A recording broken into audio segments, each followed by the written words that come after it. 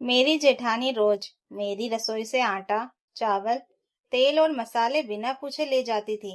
मैं कभी कुछ नहीं बोलती थी, लेकिन जिस दिन मैंने सिर्फ इतना कहा, भाभी, इस महीने का राशन 10 दिन पहले ही खत्म हो गया है, थोड़ा हिसाब रख लेते हैं। पूरे घर के सामने मुझे कंजूस कह दिया गया। उस वक्त मैं चुप रही, क्योंकि मुझे पता था कि महीने के आखिर में सच खुद सामने आने वाला है। मेरा नाम नंदिनी है। शादी को 3 साल हो चुके थे। मैं और मेरे पति रोहित, जेठ जेठानी और सास ससुर एक ही घर में रहते थे। घर का खर्च शुरू से बटा हुआ था। जेठ अपनी कमाई से बिजली, पानी और कुछ दूसरे बिल भरते थे, जबकि मैं और रोहित हर महीने पूरा महीने भर का राशन खरीदते थे। शुरू शुरू में मुझे ये व्यवस्था ठीक लगी, लेकिन धीरे धीरे मैंने देखा कि मेरी जेठानी पूजा बिना बताए रोज मेरी रसोई से सामान ले जाती थी। कभी 5 किलो आटा, कभी 1 लीटर तेल, कभी चीनी, कभी दाल, तो कभी दूध के पैकेट। अगर कभी पूछती भी थी तो सामान उठाते उठाते ही कह देती, अरे, घर का ही तो सामान है, क्या पूछना। मैं मुस्कुराकर चुप हो जाती। मुझे लगता था कि एक ही परिवार है, छोटी छोटी बातों पर रिश्ते खराब नहीं करने चाहिए। लेकिन यह आदत धीरे धीरे जरूरत से ज्यादा बढ़ने लगी। महीने की शुरुआत में जो राशन 30 दिन चलना चाहिए था, वह 20वें दिन ही खत्म होने लगा। एक दिन मैंने हिसाब लगाया तो समझ आया कि जितना राशन हमारे 4 लोगों के लिए खरीदा जाता था, उससे कहीं ज्यादा इस्तेमाल हो रहा था। मैंने फिर भी किसी से कुछ नहीं कहा। अगले महीने मैंने पहले से ज्यादा राशन मंगवा लिया, लेकिन इस बार भी वही हुआ। तभी एक दिन मैं ऑफिस से जल्दी घर लौट आई। मैंने देखा कि पूजा भाभी 2 बड़े थैले भरकर आटा, चावल, तेल और मसाले निकाल रही थी। मैंने हैरानी से पूछा, भाभी, इतना सामान किस लिए? वह हंसते हुए बोली, मेरी सहेली के घर छोटा सा फंक्शन है, 2-4 दिन बाद नया राशन आ ही जाएगा।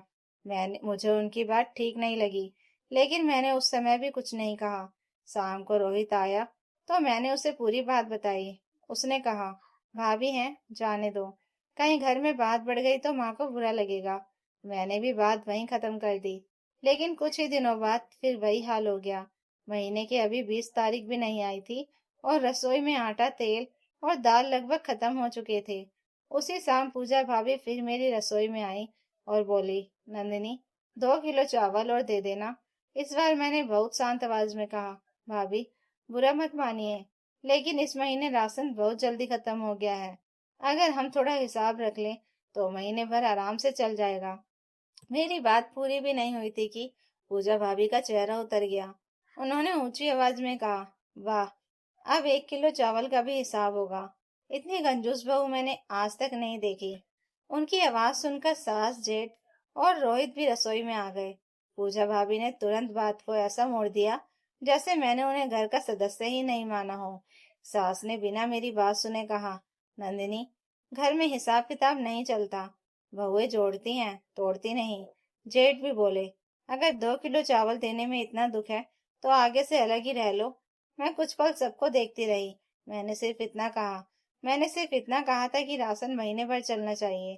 किसी को देने से मुझे परेशानी नहीं है। लेकिन मेरी बात किसी ने नहीं सुनी।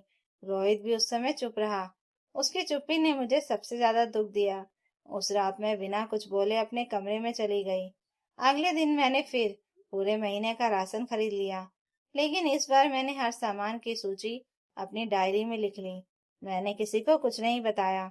मैं सिर्फ देखना चाहती थी कि आखिर महीने के आखिर तक सच किसके सामने आता है। उधर पूजा भाभी पहले की तरह रोज थोड़ा थोड़ा सामान लेती रही और पूरे घर में यही कहती रही कि आजकल नंदिनी को अपने राशन का बड़ा घमंड हो गया है। मैं हर बात सुनकर भी चुप रही। मुझे यकीन था कि जल्दबाजी में सफाई देने से बेहतर है सही समय का इंतजार करना।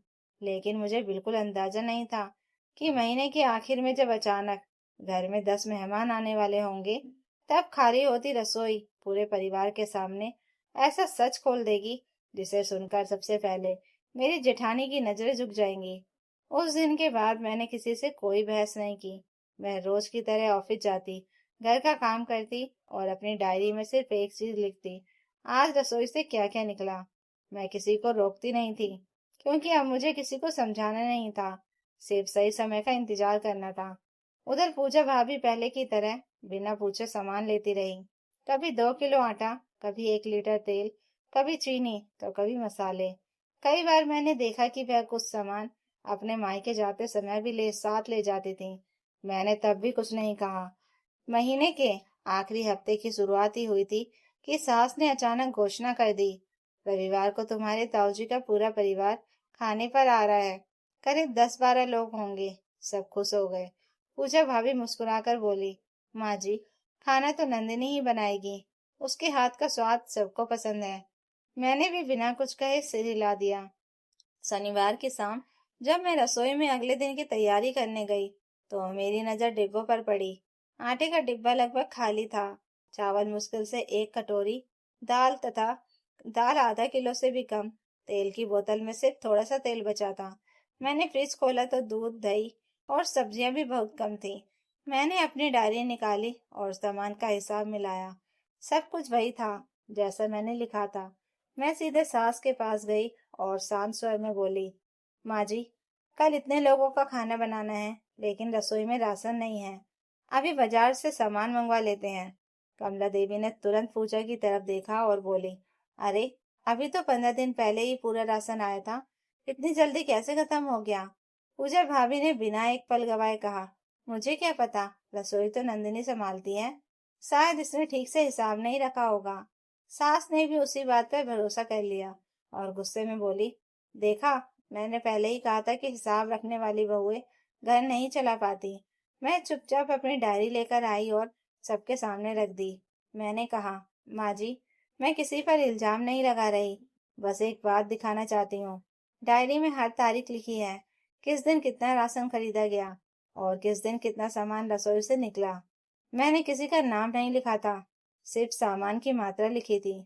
तभी रोहित ने पूछा, ये सब कब से लिख रही हो? मैंने कहा, उसी दिन से जिस दिन मुझे कंजूस कहा गया था। तभी घर की कामवाली बोली, मालकिन, मैं एक बात कहूँ। कई बार पूजा भाभी मुझे 2 बड़े बैग देकर कहती थी कि ये सामान उनकी मम्मी के घर छोड़ आऊं। मैंने सोचा था सबकी जानकारी में होगा। यह सुनते ही पूरे कमरे में सन्नाटा छा गया। पूजा भाभी का चेहरा उतर गया। सास ने हैरानी से पूछा, क्या ये सच है? पूजा भाभी हकलाते हुए बोली, माँ, वहां भी जरूरत होती थी, इसलिए थोड़ा थोड़ा भेज देती थी। मैंने पहली बार उनकी तरफ देखकर कहा, भाभी, अगर आपने एक बार भी कहा होता कि मायके में जरूरत है, तो मैं कभी मना नहीं करती। दुख इस बात का नहीं था कि सामान गया, दुख इस बात का था कि बिना बताए जाता रहा। और जब मैंने सिर्फ हिसाब रखने की बात की, तो मुझे पूरे घर के सामने कंजूस कह दिया गया। इतने में दरवाजे की घंटी बजी। बाहर से रिश्तेदार आने शुरू हो चुके थे, लेकिन रसोई में इतने लोगों का खाना बनाने लायक राशन ही नहीं था। कमला देवी पहली बार असहाय होकर खड़ी थी। उन्होंने धीरे से कहा, अब क्या होगा? मैं कुछ पल चुप रही। फिर मैंने अपने पर्स से एक लिफाफा निकाला और रोहित के हाथ में रख दिया। उसे खोलते ही उसकी आंखें फैल गई।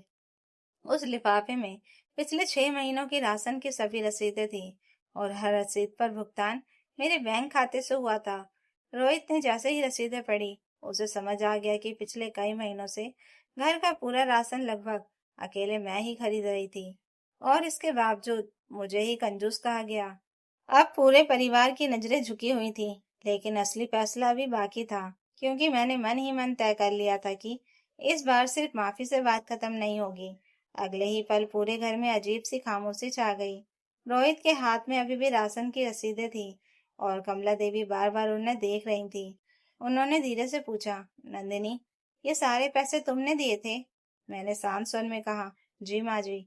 शादी के बाद से हमने तय किया था कि घर का राशन और मैं और रोहित मिलकर संभालेंगे, लेकिन पिछले 6 महीनों में ज्यादातर भुगतान मेरे खाते से हुआ, क्योंकि रोहित दूसरे खर्चों में हाथ बटा रहे थे। मुझे कभी इसका अफसोस नहीं हुआ। अफसोस सिर्फ इस बात का हुआ कि जब मैंने महीने भर का राशन चलाने के लिए हिसाब रखने की बात की, तो मुझे पूरे घर के सामने कंजूस कह दिया गया। मेरी बात सुनकर रोहित ने पहली बार सबके सामने कहा, गलती नंदिनी की नहीं, मेरी भी थी।